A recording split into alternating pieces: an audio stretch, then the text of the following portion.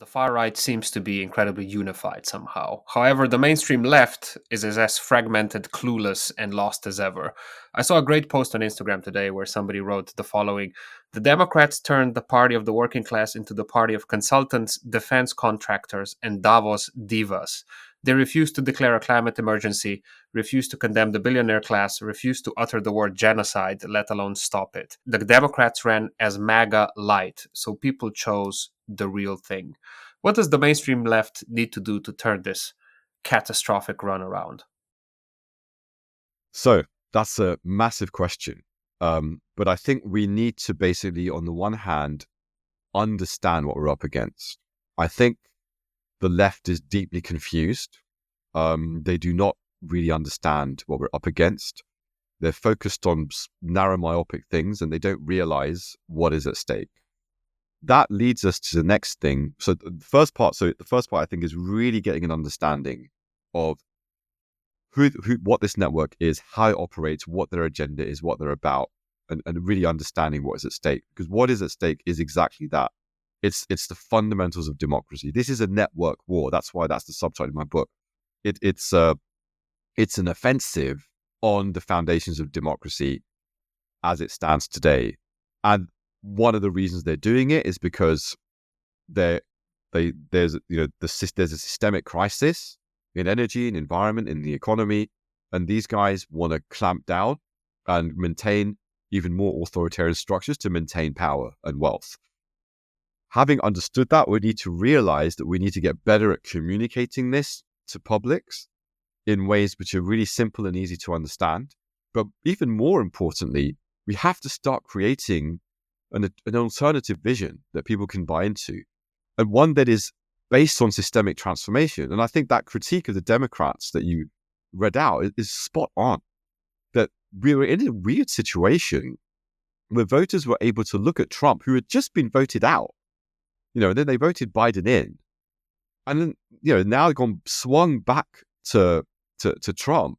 And so I think we're in this era of swing politics where we're swinging from kind of like this tepid liberal orthodoxy, which kind of is trying to keep this broken system going along.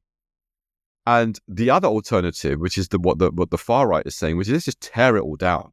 Tear down the so-called deep state, the administrative state. And of course, they're not really tearing down the deep state. They're just replacing certain structures and systems and putting their own people in there, making it even more homogeneous, just so they can pursue a very specific agenda. That's not democratic. It's the complete opposite. So what we need to do, what the left needs to do, and people on the right who do not buy into the far right, we need to create a new way of seeing things, which embraces the urgency and necessity of systemic transformation, fundamental systemic transformation, not tinkering around with the system, but really changing things at scale, and doing it by leveraging the amazing things that are happening today, whether it is in clean energy, whether it is in, kind of amazing new things happening in food, whether, taking on board some of the best advice that we've got coming from cutting edge economics on how we rethink, kind of massive wealth inequalities in the way in which GDP has been used in a narrow way, and start thinking about different metrics, apply different ways, and start investing in productive infrastructure, in a way that makes sense, rather than getting caught into the trap of saying, oh, we're going to invest in old industries which are dying and stuff like that, which is essentially what we're seeing now, which I think is such a sad thing. Trump's like, I'm going to drill. I'm going to do all this stuff. The problem with people like Trump, Farage, and others is that their agenda is not going to work. It's going to fail.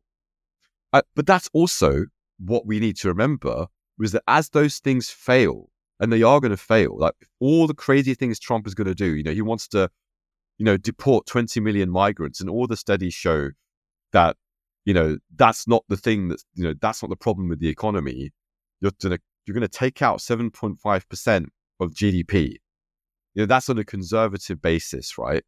No one is saying, maybe we should tighten things up. Maybe we should do better. Maybe we should make sure that there are more ways of getting migrants documented, making sure they're paying tax, making sure they're building jobs, that all that kind of stuff. That no one's saying don't do that, but just throwing out 20 million undocumented migrants, you're going to destroy your economy.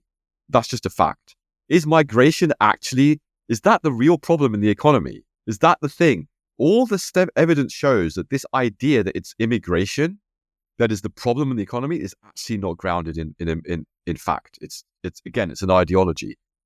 So there is an opportunity for us here on the left when these things fail, that people are going to be like, what is the alternative? What is the answer? What do we do? They need to have those ideas ready to pick up, say, that's what we need to do. That's the answer.